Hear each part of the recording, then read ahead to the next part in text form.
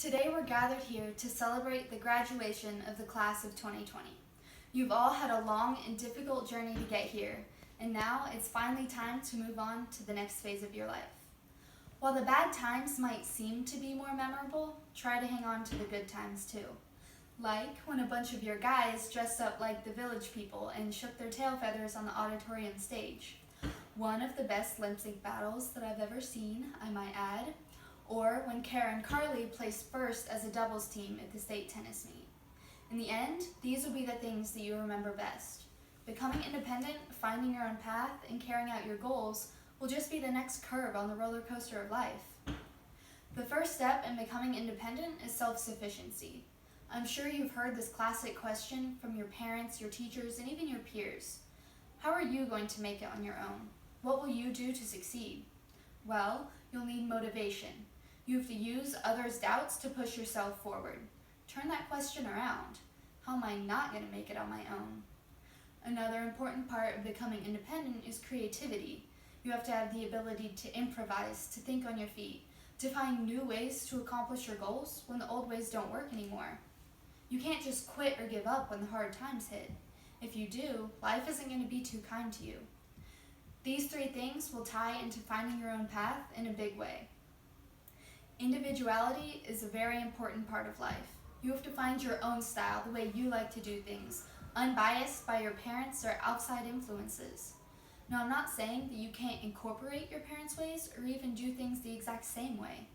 All I'm saying is that you're never going to know what you like or dislike if you don't try new things first. You could end up doing things the complete opposite of what you were taught. Any way you choose, though, a plan will be important. It doesn't matter if it's long-term or short-term. I mean, as of right now, one of my best friends' plan is to live in a cardboard box on the street, which is very ambitious, I know. As said by Andy Hunt and inspired by Mrs. Martin's wall, only dead fish go with the flow. You have to figure out what you want, and a plan will just provide a little structure for that, even something to fall back on if your ideas don't pan out. Now, after you've figured out your style and found out what you want, all you have left to do is carry out your goals, which is the last and most important step.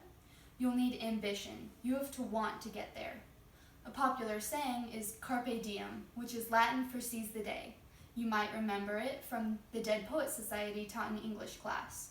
You have to know what you want and take it, because you might not get the chance later down the road. Determination will help you out a lot here. Life is going to be full of distractions and surprises. The outbreak of the coronavirus is a good example of this, but you can't let it get you down. You have to be able to bounce back. You have to be determined to bounce back. Last and most certainly not least is follow through. By now, let's say you know what you want. You know how you're going to get it, and you have the will to go get it. All you have left to do is follow through. And no, that rhyme was not intentional. Now, I know that this speech has been pretty intense, and to be honest, I felt like I was giving a TED Talk. Who knows though? Maybe in the last 5 minutes I found my calling. Maybe one day I'll be on that stage, and classrooms full of high schoolers will be forced to watch me on Monday mornings. That's never going to happen, but it's an idea, and that's part of my big point. Ideas are what distinguish us from other creatures of nature. Ideas give us the ability to make life better for ourselves. After all, isn't that what everyone wants in the end?